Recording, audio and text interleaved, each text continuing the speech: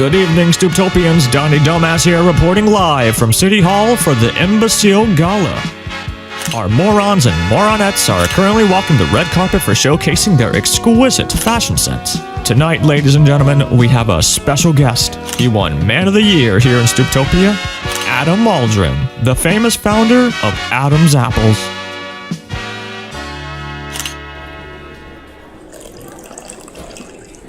Adam Aldrin? I'm Stephanie Stupid with Channel 6 News. Can we interview you for tonight's story? Channel 6, huh? Never heard of you guys. We're a bit inconsistent. Sometimes we're late night, sometimes we're early morning, time slot issues. Plus we're more private. Well, I don't do these for free, especially for newbie reporters. $200 a minute. We can work with that.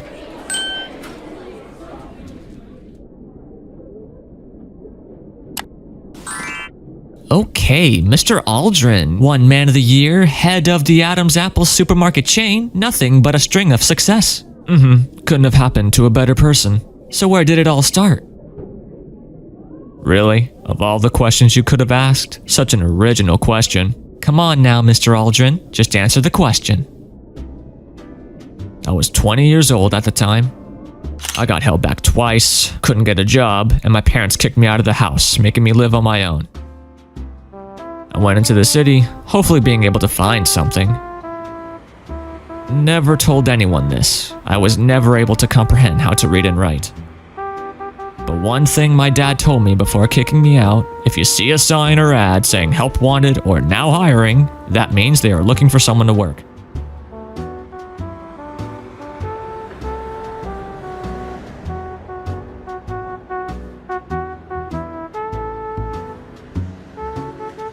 And wouldn't you know it, after getting lost through the red light district, I found a help wanted sign in one of the girls' windows.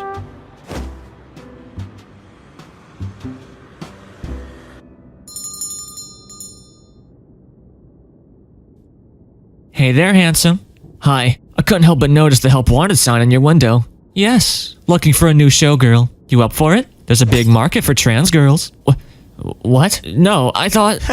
I'm just pulling your leg, baby. I'm looking for a bookkeeper. Last one didn't do so well. Almost made my business file for bankruptcy after recording the account ledger incorrectly. The entire time. But hey, that's usually what happens when you get a woman to do a man's job. Plus we have benefits. You get to have one of my girls whenever, including me. You think you can handle it? Heck yeah. Yes, ma'am. I can start now if you want. Sounds like a plan. Your office is this way. Okay. But I don't know how to read and write. What? What the hell do you mean you don't know how to read and write? I don't know. My dad just told me that if I see a help wanted sign in the window, that means you were hiring. How did you get through your life without knowing basic human necessities? Damn, I honestly had hope. Here, sounds like you haven't eaten anything for a while. Don't think I'll be able to hire someone to be my bookkeeper if they can't read and write. Sorry, Pookie. Yeah, save it. I already heard it a dozen times before. Well, there goes my boner. He was cute too. I wasn't kidding about that either. I've been rejected dozens upon dozens of times from jobs. But it was at this moment my life would change forever.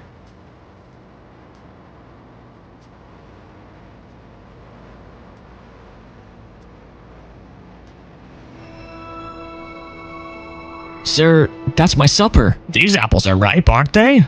Not as ripe as the Adam's apple and that receptionist from the whorehouse down the street. Can I have them back now? I'm starving. I'll buy these off ya. You want to buy them? I recognize these. Honey crisp apples. When harvested and taken care of right, these things are as sweet as honey. The riper, the more expensive. These are expensive to buy and can make you good money. Good money, huh? How much? I'll give you $100 for the both of them. Deal! I knew a good opportunity when I saw it. I took that $100 and bought a dozen bags of those honey something apples. Then went over to the construction site behind the store and borrowed some of their supplies. Overnight, I started my empire. I saw that those honey something apples are usually $1.80 a pound. So I thought I'd charge them $2 even. Of course, I had to have a name for my business. Thinking about that chick from the brothel, and of course, me, I had the perfect name. Adam's apples. Now obviously I couldn't write it out, so I just drew it instead. As time went on, people couldn't get enough of my apples. The more they bought, the more I supplied, and the more I expanded. You know you've made it far when you wind up on the news. I was interviewed for the first time. Everyone now knew who Adam Aldrin was. The live news reports that day made its way up to some executives. The head boss came by later that afternoon, just before closing. Hey kid, nice little stand you got here. Thanks, but we're closed.